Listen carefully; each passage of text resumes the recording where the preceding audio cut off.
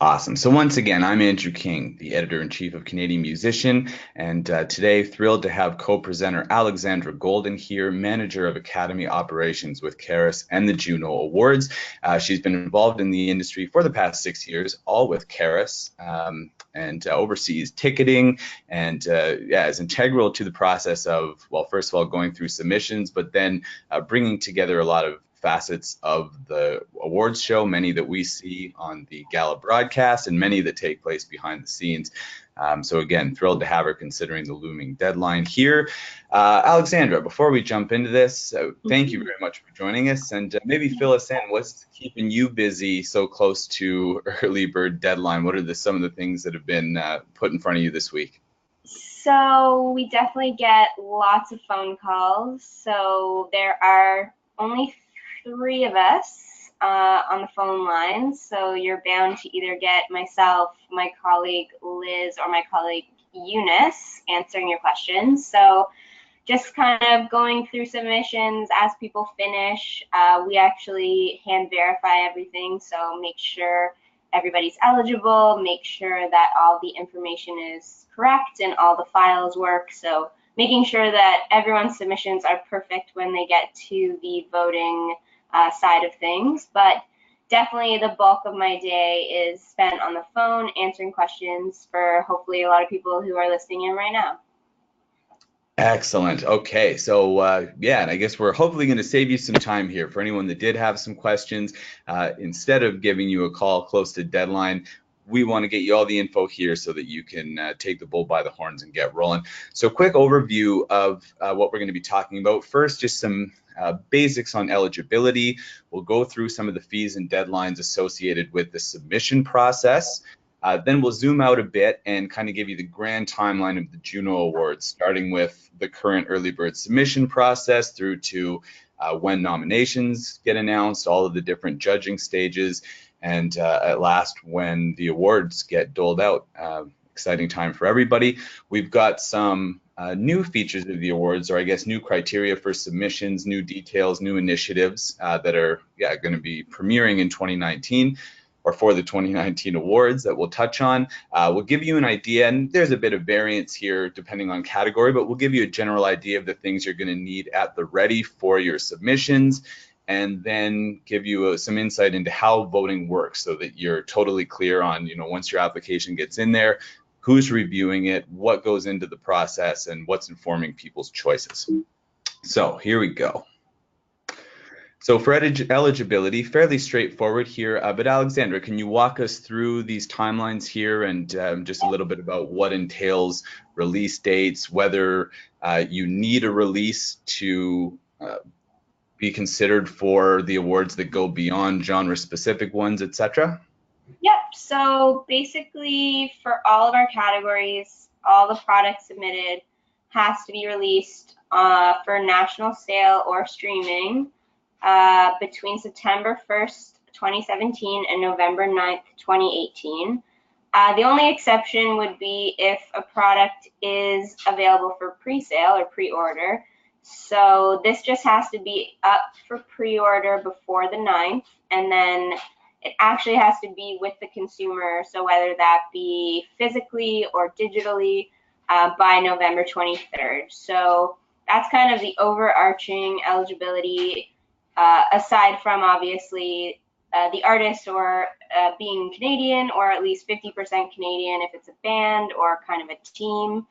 But this is kind of the starting point in order to figure out if you're actually eligible to submit. Perfect. And yeah, just for clarification, like even if you're applying for, say, Breakthrough Artist of the Year, do you still need to have a current release within that period? You do. Basically, it follows the same criteria. Obviously, there's a lot of cases which we've seen, with the way people are releasing music these days, that someone has released singles over the past couple of years and has now packaged it together on an EP or album. And in the past, actually, we would not allow those submissions to stand, but we're going to be taking those on a case-by-case basis. So we are trying to err on the side of inclusivity, obviously, and with a lot of artists that are up and coming and now kind of just getting their start in the industry, we don't want to disclude them for the way that people are releasing music these days. And just another quick note, the release date is the first or the earliest time that someone could access your music. So obviously some people have different release dates on different platforms, whether that be iTunes, Apple Music, Amazon, Bandcamp, and we will always use the first date as the release date. Perfect. I guess I should have mentioned at the outset, but for after this session, just as a guide when you're going through this, JUNOAwards.ca is the home base for the awards, but at the submissions tab there is a host, like links to take you to all kinds of resources. There's a PDF, kind of a quick overview of some of the things we're covering. There's a far more detailed FAQ section that you can get to. And as we mentioned, Alexandra and her colleagues are helping people through this. Major questions, trivial questions, the level of customer service is beyond reproach. You know, everyone wants to make sure that you can get in here and be considered for these, which is great to see. So as promised, here is a quick look at the fees and deadlines leading into the 2019 JUNO Awards. As we've mentioned, early bird pricing submissions have been open since the beginning of this month. Tomorrow at 5 p.m. Eastern Time is the deadline. There you can see the prices for whether you're an Academy delegate or submitting as a non-registered CARAS Academy delegate, the different pricing. And I guess this is pretty straightforward. The info on the screen. Do you have anything Maybe to? just, I'll touch on one quick point that a lot of people might not realize is that after 5 p.m., like 5 p.m. and 2 seconds, the prices are going to switch over. So even if you're about to hit the pay button, it will change. So just make sure you're submitted early, beginning of the day, early afternoon, and you're not scrambling before 5 p.m. Because if you're trying to take advantage of it and you hit that button after 5, you're going to miss out. Bingo, some wise words. I suppose for the majority of our audience here, it's safe to say that the criteria for international album of the year and album of the year is a little different of a window, which you can see below. Most of our folks are Canadian, but if you are looking to apply for album of the year, keep those dates in mind. And yeah, you'll see here there's different prices for registered Academy delegates and those that aren't. So really quickly, I've got a few points here, but Alexandra, what are some of the advantages that come with being a CARAS delegate as they pertain to submissions, but maybe others listed here that weren't, but still make it a worthwhile thing? So, I mean, obviously, if you're participating in the music industry, is an amazing idea to become a CARAS Academy delegate, just to, become a part of a community that we are trying to support. But some of the major benefits would be obviously the discount on submission rates, being able to actually vote in the nominating and voting process. Delegates are actually eligible to vote in certain categories, not all, and that changes from the first round to determine the nominees versus the second round to determine the winners. So in the first round, it's things like artist group, breakthrough artist, breakthrough group, single, and album. And then in the second round, we add some more genre categories such as country, alternative, rock, pop, things like that. So even if you're not getting to vote on the categories you're submitting into, we want to give people the opportunity to have their voice heard and to make a difference in our voting process. And it's always an important thing to participate in the Canadian music industry if you're actively working and support other Canadian talent. Just a couple other things not related to submissions. You do get a discount on JUNO weekend tickets and preferred hotel rates, as well as other industry discounts and retail benefits at Perkopolis. So saving on WestJet flights and car rentals and things like that. So it's not a bad idea for that purpose either. All right. It could take its own webinar, but the Alan Slade JUNO Masterclass is a really cool initiative we encourage you to check out. And if I'm not mistaken, Do you need like a letter of reference from an Academy delegate to take advantage of that? So that program, submissions open usually in the summer, so usually beginning of June. And you do actually need to know a CARAS Academy delegate and have them kind of vouch for your submission. And that we do that just so that, you know, we're getting people submitting who aren't necessarily, you know, just starting off and super fresh, but people who've just kind of got their career going. They know some people in the industry might have a small team around them, and that's why we ask for a delegate to vouch for them. So also another thing, if you do become an Academy delegate, you actually can vouch for yourself to submit to the Allen Slade JUNO Masterclass. So another tip. Yeah, I wanted to throw that in there. I didn't know that you could vouch for yourself, but also just a great way to, yeah, make some connections, help some people out, and be a more integral process in this lovely game we call the Canadian music industry. So here's a quick look at the overall timeline, and everything here is in the future, save for that October 1st date when submissions first opened and the early bird period started.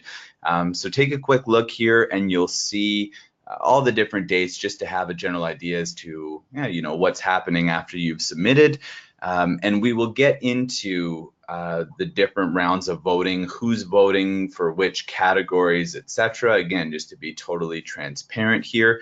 And then the three exciting ones at the end when we roll into Juno Week 2019, the Juno Gala Dinner and Awards, which do have some performances, but I suppose is more of the kind of industry recognition side. A lot of people in the room together celebrating one another, leading into the broadcast that so many people know and associate with the JUNO Awards. Last year's was the first of a long, or hopefully long-going partnership with the CBC. I'll say, kind of editorializing here, I thought last year's broadcast was one of the best, just in terms of the overall production quality, the list of performers, very diverse, very exciting, lots of really cool collaborations, and yeah, bare naked ladies, you can't really go wrong. So here's where we need Alexandra. There are a few new initiatives where even if you're familiar with the JUNO process or you've submitted in the past, there are a few things that have changed or been introduced ahead of the 2019 awards. Alexandra, can you walk us through these and maybe give us an idea as to yeah, how they apply and why people should be made aware of this before they submit? So obviously the way people are releasing music now than it has been in the past has definitely changed. So we wanted to allow people to submit if they have only put their music up online on one of the recognized national streaming providers. So whether that be Amazon Music, Apple Music, Google Play, Spotify, SoundCloud Pro, Tidal, Napster, Slacker, anything like that. So if you decide that you don't want to sell your music and you only want it available for streaming, it's now eligible, when in the past it would have to be available for sale somewhere online. We just wanted to, you know, keep aligned with the way things are changing in the music industry. So that's kind of the big reason for that one. In terms of rap recording of the year, rap or hip hop at least is, you know, one of the most widely consumed genres all over the world, and definitely in Canada for sure. So we have made a decision just based off of, you know, the way industry is changing and talking to people who work in the urban music community about this, and we decided to change the way that the nominees are tabulated so that 50% comes from consumption and 50% comes from judge vote in the first round. The second round will remain the same as last year, with Academy delegates voting on the winner. Third point, for producer of the year, again, a lot of these changes come from the industry, from listening to people and, you know, making decisions based on what we see happening. So if you're an artist who is submitting your own work into producer, the qualification is that you must have also produced for a different artist just a minimum of one track in the past 3 years. So there's kind of a wide net there for people. It's not just a tight, within this one eligibility year. And that's just so that we're making sure that we're recognizing not just artists who are producing their own work, but obviously producers who make their careers and their livelihood off of being producers. So that was the reason for that change. And then lastly, Artist and Group of the Year. We found that a lot of people would submit into this category even though they've never been previously recognized for a JUNO, whether that be a nominee or a winner. And obviously, we have our breakthrough category, which is where people should go if they've never been nominated before. So we just made it mandatory that if you want to go here into artist or group, you have to have a previous nomination or win, just to make sure everyone's on an equal playing field. Mm-hmm. Yeah, and that one seems to actually be for people's benefit, that you're going to have a much better chance of taking Breakthrough Artist of the Year or Breakthrough Group of the Year. Yeah, as you said, with a more kind of even field of applicants, which is great to see. A quick one here. Oh, and folks, we're about to jump into our first question period, so start firing more at us. There's some good ones in the queue here. Rap Recording of the Year, is that the only one that has this criteria of a 50% weight of consumption versus judging? It's similar to a few of our other craft categories. So that would be pop, rock, and francophone also have the same tabulation in the first round. Okay, cool, and good to know. All right, so first round, and remember, if we don't get to yours here, we'll have a wider reaching question period at the end. This is too good because, and I guess we might as well plug it, I was fortunate to sit down with Alexandra and Alan Reed, I guess her boss, the head honcho with CARAS and the JUNOs. We did an interview from Breakout West recently. Encourage you to check that out, where we talk about, what's cooking in terms of special public-facing events for the 2019 JUNO Awards. But there's a stat in there that Alan cited. So one of the questions here is, I've seen that independent artists have won JUNO Awards in the past. Do you have any idea as to the percentage of, and maybe we can widen this a bit, but of how many submissions you're getting from independent versus label artists, nominations between the two? Yeah, I forget what that figure was, but I was... A big stat that we love to advertise to people, just because, publicly a lot of people just see us as the JUNO Awards on TV, but we're definitely more than a broadcast, and we obviously are more than just those people that are featured on the Sunday show. So 75% of our nominees are actually independent, which is massive. And I would say the majority of our submissions are from independent artists. And we usually get anywhere from 2,200 to 2,500 submissions. So definitely a common misconception that I'm more than happy to clear up here. We just encourage people to submit, whether you're independent or signed to any sort of label. Just, you're going to get your music heard, and you never know what's going to happen. Right on. I was going to say, I can attest personally, that's not the case, but being from Canada's smallest province and one-time board member for Music PEI, we've had independent island artists that have been nominated and won JUNO Awards in recent years. So yeah, I can attest that this process is very transparent. It is very much focused on craft, not who you know kind of thing, which again is why we want to bring you these tips. So a few more here. I'm just going to keep rhyming them in front of you. Is that cool with you, Alexandra? Yeah, perfect. Okay. Interesting question here. Especially, we'll remind everyone that Michael Bublé won the JUNO Award for Album of the Year for A Christmas Record. I forget how many years back, but the question here is, what's your recommendation for which category to submit a Christmas project? So usually, to be honest, I see Christmas albums for the most part going into our contemporary Christian gospel category. Obviously, if they're, an instrumental album or a classical album or, more suited to another genre, you can go there.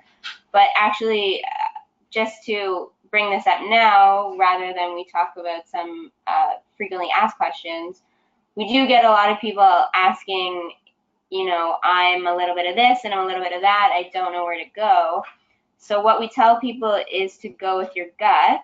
And then we have an amazing group of people who participate in our music advisory committees who will listen to all the submissions and make sure that they fit the genre. So if they do feel that a certain submission would have a better shot in a different category, and the other category obviously agrees, then we will reach out to the submitter and offer them the choice to switch. Oh, right on. So it's like if, say, a folk artist submits, say, under the country label, but the committee decides this would be better suited to a different genre, that submission isn't disqualified or anything. You're just going to guide it into what the committee feels is the correct. Exactly. And it's ultimately up to the submitter to choose, but I mean, we can't say either way, but obviously, we have a group of talented people who are experts in the genre offering that suggestion. So it's honestly, genres sometimes do get a little bit blurry. Like you were saying, maybe there's country that could also go into roots, or alternative that could also go into rock. So that's why we have these people to help guide our submitters after they actually submit as well. Right on. We haven't got the question yet, but I wondered if it wouldn't come up, and I don't want to put words into your mouth or anything, but there is a fee to submit. I'd say a fairly minimal one when you compare it to submission fees for, I was going to say similar opportunities, but the JUNOs are the JUNOs. All this to ask, like, the fact that there is that small fee to consider when you look at what's happening behind the scenes to make sure that these are first put in front of the committee, to make sure that everything's within the proper lines, and that folks like you are there to help artists go through the process and everything. From the outside looking in, that makes it seem like a lot of value for that fee, just to make sure that you're going to be taken care of and that your submission is going to be treated properly. Yeah, and I mean, we, have fees in place. Obviously, there's a lot of administration, as you pointed out, but again, I mean, it's a minimal fee to hopefully be able to participate in a process that could change an artist's career. So I hope that doesn't deter people, but obviously open to hear if it does, and we're always looking to be inclusive, like I said, and make sure that artists are submitting. So, definitely open to things, but there will always be a submission fee, and that's probably not going to go away anytime soon. Yeah, right. I didn't mean to so, blatantly. No worries. It's a good question. You get it all the time. Yeah, totally. And I guess just to add, I've judged for other awards and more regional or provincial awards where, sometimes there is that criticism like, oh, they're only going to be listening to the most popular ones anyway. But in this case, as we've said, it comes down purely to craft, and your submission is going to get the proper attention, which should be encouraging, that, you won't just get drowned out by some of the big names that you hear. A couple more quick ones. I guess could have gone to Google, but since we've got you, I think we're going to make both of these people happy. Yes. Do you have an Indigenous category? Yes, we do. It's category 29, Indigenous Music Album of the Year. And with the resurgence of hard rock and metal, are there any considerations to open the rock category up? Good news for you too, Lee. Yes, category 41 is our Metal Hard Music Album of the Year category, so yes. Shout out to Ken Mode. I think took the first one a couple years back. Let's see here. Ooh, and another easy one to help ease someone's mind. If you're submitting an album, are you paying the submission fee for each individual song? No, but you do pay per category. So if you are going to submit to 3 categories, you would pay 3 times whatever fee it is, but not per song, no. Right on. Okay, last one here. And I don't know if I understand the whole breadth of the question, but if you submitted in 2017, can you resubmit if you meet the release date criteria? I'm assuming we're talking about for different projects, in which case. So you could submit the same project if it didn't get a nomination. Even if it did get a nomination in, let's say, Rock Album of the Year, and you want to now try for Artist of the Year, Group of the Year, you can do that as well, as long as it wasn't nominated in that category.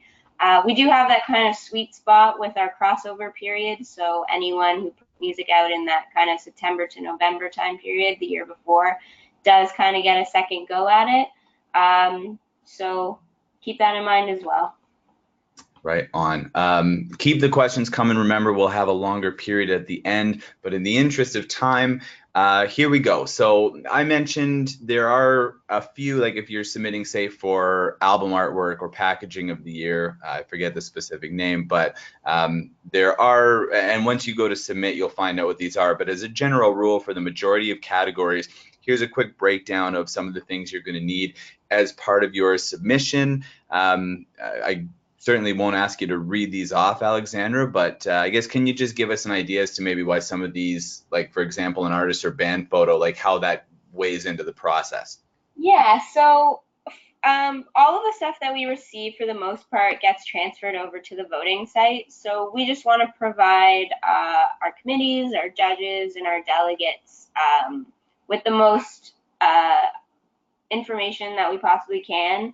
And we do also use a lot of these things in the case people get nominated for our reels and things like that. So definitely helpful to have as much information as possible.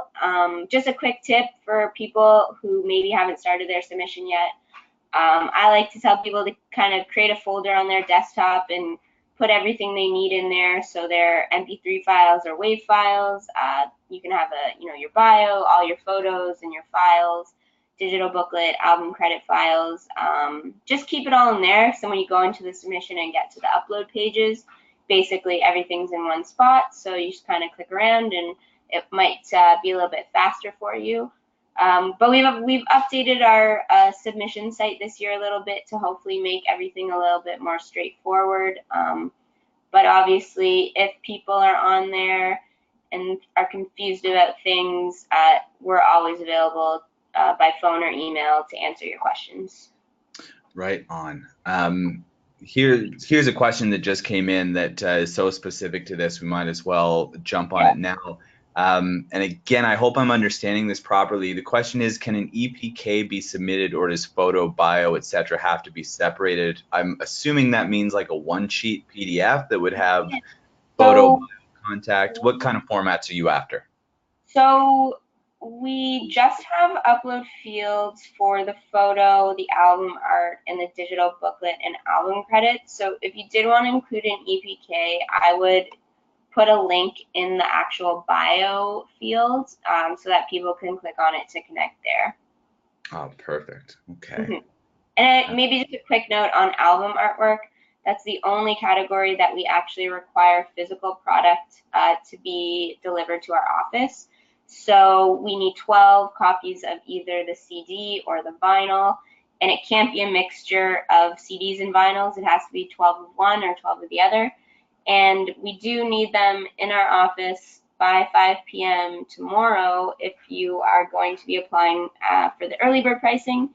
And then for the final deadline, November 9th, they actually have to be in our office physically by 5 p.m. on that day.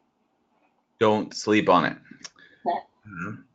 So yeah, I guess now earlier on we gave you kind of the overview as to when either the judges or the Academy delegates would be weighing in, but the voting process, 340 judges, a quick breakdown of how those get divided. Alexandra, how do you choose and engage who's going to be a judge for the process from year to year? Yeah, so obviously basically there is one of our team members is kind of dedicated to this project. I actually used to do it for a couple of years. So basically we put out a call to the industry in a variety of ways to get people to sign up to be a judge, whether that is through our Academy delegates, through different newsletters, all of our music industry associations, reaching out to industry partners and things like that. So it's basically a big call to see if people are interested and available. Basically, there are 10 judges per craft category who are experts in the field. We try to get a good cross-section of people from all different parts of the country who represent different sectors, and obviously we strive for a 50-50 gender balance. And basically their job is to listen to all the submissions in the category and vote based on the quality of the music. Right on. I participated in the past and enjoyed it, and actually it just came to me now, maybe that's how we first connected a few years back. It's very probable, yeah. Besides the point, and feel free to enlist me for the next time around too. I Yes. quite enjoyed the process. So yeah, nominating and voting chairs and co-chairs. Tell us a bit about what they're doing, and I guess some of the ways that For every genre, we have a committee of people who, like I said, help us out by listening to the submissions and making sure they're in the right spot. They obviously also help us out with outreach within their communities because, you know, there are only 3 of us and we don't necessarily have all the expertise in some of our very specific categories. So every genre committee has a chair and a co-chair that kind of head up the committee and are kind of our go-to people when we have questions and things like that. So they're definitely an integral part of our process and help us out with a lot of different things. Right on. Oh, Kimberly says she was one of the judges last year and it was an incredible experience. Highly recommend it. Thanks, Kimberly. Yeah, to folks here that are in the business and maybe interested in that, make yourself known. Yeah, and you can go to our website at junoawards.ca and there will be a link to the judge sign up there. Right on. Here we go. The music advisory committee members, we've touched on this already, but yeah, folks chosen per genre, make sure that submissions meet the required qualifications. Yeah, varied list of people here. And yay, the winners, voting process. I guess I rewind really quickly. So some of the categories are voted on by judges selected by genre or folks that I guess would be considered experts in their respective categories. Which are the awards, though, that are voted on by your peers, the Academy delegates? Yeah, so in the first round, the delegates will vote on single, artist, group, breakthrough artist, and breakthrough group. And then in round 2, we add some more categories as well. So that is songwriter, country, adult alternative, alternative, pop, rock, rap. And then we have video and adult contemporary. Bingo. We've got some great questions coming through here, so I'm really excited, especially because we're there. Awesome. Yeah, general overview. That was great. We were efficient. We've got a good amount of time before we have to let Alexandra go and brace for what's sure to be a crazy day tomorrow.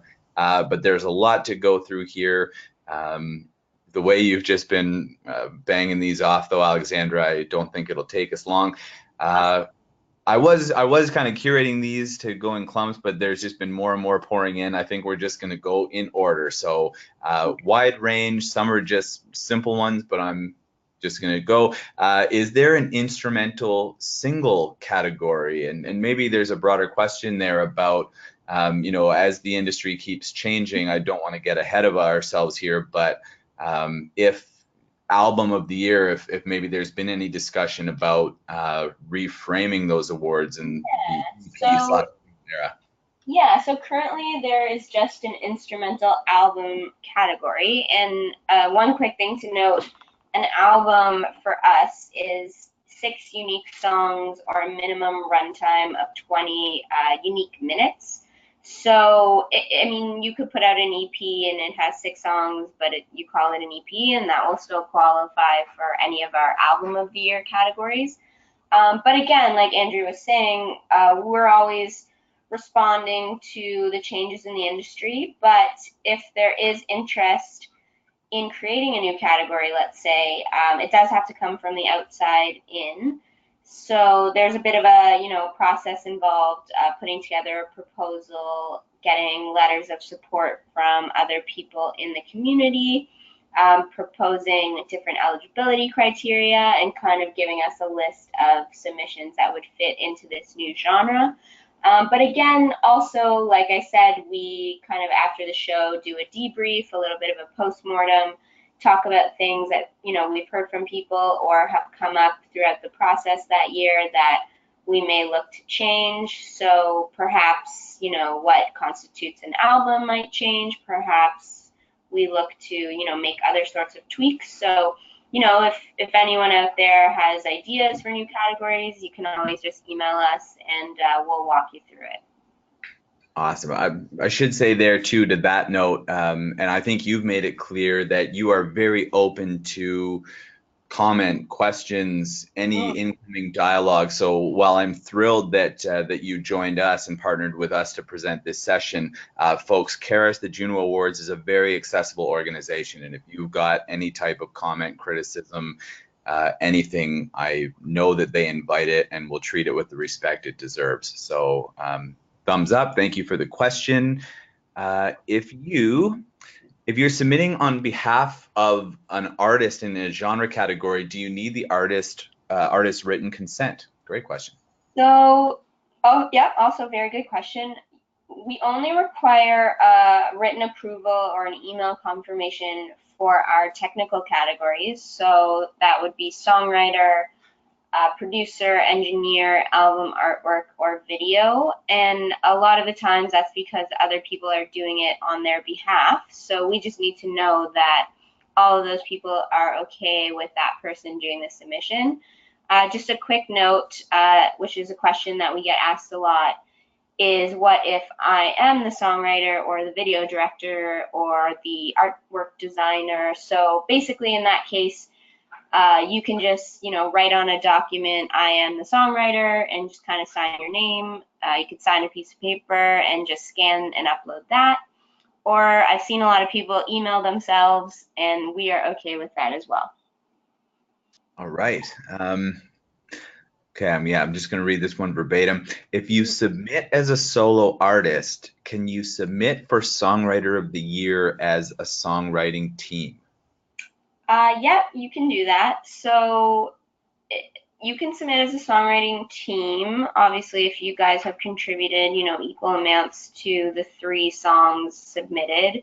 And we do require 3 songs for Songwriter of the Year, so you can't just submit with 1 or 2.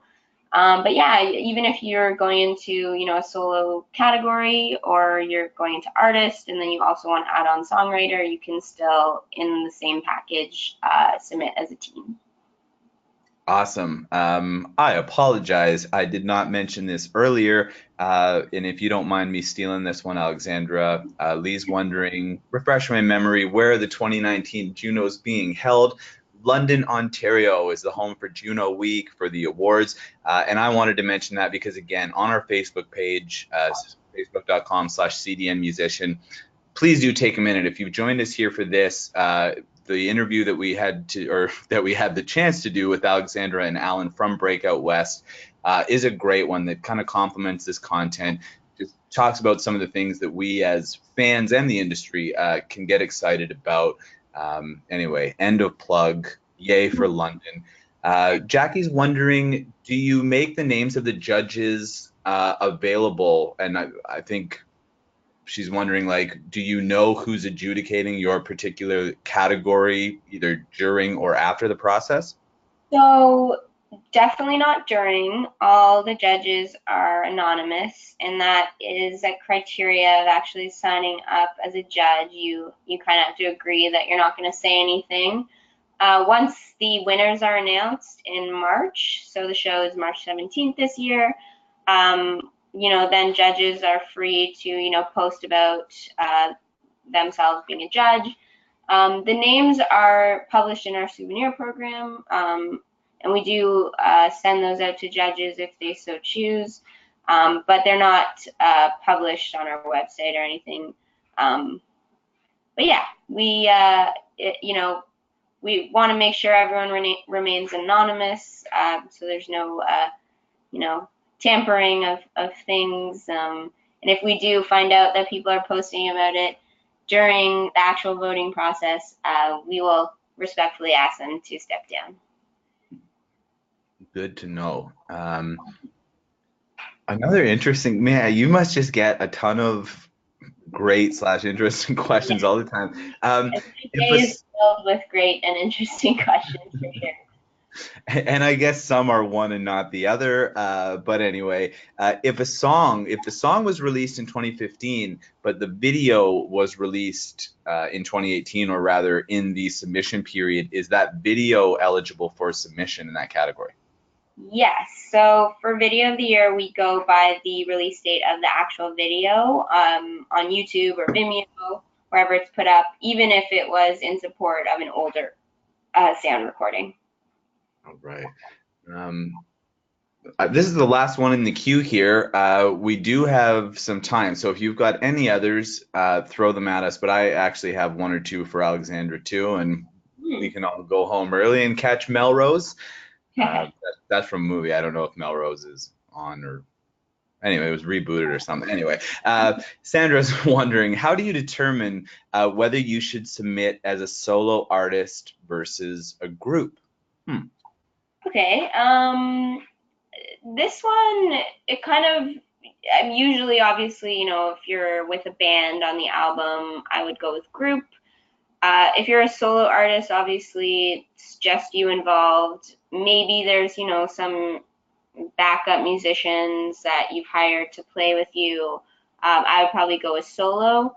The only kind of category where this comes into play a little bit more would be jazz, as we have our jazz solo and jazz group categories. And in these cases, we go to the album artwork, so the front cover, to see how things are billed. And, a lot of the times it's a trio or a quartet, or there's a band name. So obviously that's an easy one for group. But sometimes, it might be, one artist and they have kind of three musicians that are, pretty much on every track, but it's, pretty clear that it's that one artist project. And in that case, it's probably more likely to be solo, but again, we rely on our committee chairs to help us out with those calls as well. So again, I would, go with your gut where you feel or what you feel you should do, but you can always reach out to us with questions on that if you want to. Right on. How important, and maybe we can take AC out of this, but how important is AC radio play when you're submitting to AC? Or so radio doesn't come into play at all for any, even in our consumption categories. The only category that spins comes into play a little bit is single of the year, but that's not submission based. Doesn't come into play, and that's another craft category that's judged purely on the quality of the music. Okay. This got what I think might be our trickiest question, and if only because you've been so pro with these. I'll save that one for last. Here we go. If your projects were recorded in the US, but you were a Canadian artist, are you still eligible to submit to the Junos? Yes. If you're a Canadian artist, obviously, it has to be, if you're a band, it has to be 50% Canadian. But if you're a Canadian artist and you're the performing artist, you're good to go. Obviously, for our technical categories, if it was an American producer, you just wouldn't be able to submit there, or an American engineer. But if you're the Canadian artist and you want to go into any of our artist categories or our genre categories, that's completely fine. Right on. And I guess to flip that around, Sean Everett, who's based in the US but is a Canadian, was up for the Engineer of the Year this past round. So yeah, there's that. That is, you're Canadian if you're working in the States. As long as you have citizenship, so a passport or a permanent resident card, that's fine. I mean, obviously a lot of people move around and no longer live in Canada, but if you were born here and you have your citizenship, then you're A-okay. Okay. Are there categories, we just touched on this, Kayla, are there categories that are only judged by judges? Yes. And we just went through those a minute ago, but Alexandra, if you've got them on your mind, can you remind us which ones? Actually, this is the majority of our categories. There might be a long list that are judges in both rounds, but for the most part, maybe I'll reiterate the ones that aren't judged in the second round by judges. I don't know if that's easier, but that's exactly what I was. Is there a specific category that person is looking into, maybe? Good question, Kayla. Is there a specific one you want to know about? Give her a moment to weigh in. In the meantime, if we can, jazz, nice one, Kayla. Yeah, so jazz in both rounds to determine the nominees and winners is voted on by judges. Okay, here's the drum roll. I think that this is the last question, although there are probably more than I've ever seen here, Alexandra, people not asking questions, but just typing in to say thank you for amazing, informative. There's been a lot of praise here, so kudos to you. Cool. I'm very happy to help. Right on. Okay, so here, I'll lob you my kind of softball at the end, but as the last question, the one that I told you might be the stumper. There's two parts to it. The first one's pretty easy. Is there an age requirement for any of these categories? No. Okay, so here it is. I'm trying to finish my first original, I don't know if album is supposed to go there or song, and released by the deadline in November. I'm 15 years old. Good for you, Carson. The question is, should I wait until I have a few more songs, or am I okay with one? Okay, I thought that was the stumper, but we talked about what qualifies as an album a moment ago. Yeah, so obviously it depends what category you're interested in submitting into. So anything that has album of the year in the title, it has to be the 6 songs or 20 minutes. We do have recording categories, so that is rap, dance, R&B, or reggae. So if your music fits any of those, you can actually submit a single or an album or EP. In that case, you would submit a single or 3 songs from an album or EP, or you actually have the choice as well to just submit 1 song instead of 3 if you so choose, if you feel that 1 song is super strong from your album or EP. But you can also submit a single to any of our artist categories as well, because there's no runtime requirements or track requirements there. There we go. Honestly, the praise keeps pouring in. Alexandra, I'll share this with you a bit later on, but to the people that keep thanking Alexandra, and like to a lesser and rightfully so degree me, the thanks belong to you. Thank you for attending. This is great. Great opportunity to, especially for Alexandra, who gets a lot of calls and questions, to kind of compact them into this. We're thrilled, Alexandra, that you were able to join us. And yeah, this was very, very helpful, very, very seamless. So from me and from probably over a dozen people here, a huge thank you to you. Awesome. Well, thanks everyone for, attending. And honestly, I've been doing this for 6 years. I've been answering people's phone calls and questions for 6 years, my entire career pretty much. So, everything is burned into my brain, and I am happy to get it out and answer any sorts of phone calls, emails, questions. And, my favorite part about working at CARAS and the JUNOs is, seeing people succeed and maybe helping people out with their submission, no matter how many hours I spend on the phone with them or questions I answer, and then, they get nominated. Then again, I move over to ticketing, so helping them have a great ticketing experience and getting to attend the show, and then maybe they go on to a win. And for me, that's one of the best things about working where I do and doing the job I do is, actually seeing people, live out their dreams. And I have no musical talent, but I'm helping to support you guys. So please just ask us all the questions and keep submitting, because you're going to get your music out there, and there's no harm in doing that. It can only help you. So we definitely encourage you guys to submit, no matter where you are and what level you're at in your career, because you honestly never know who's listening. And it's super important to be engaged, and we want to help you guys out. So give us a call anytime. I definitely love to talk on the phone, so we're always there for you. Oh, awesome. 60 seconds to deadline. Yeah, this is great. Quick plug here.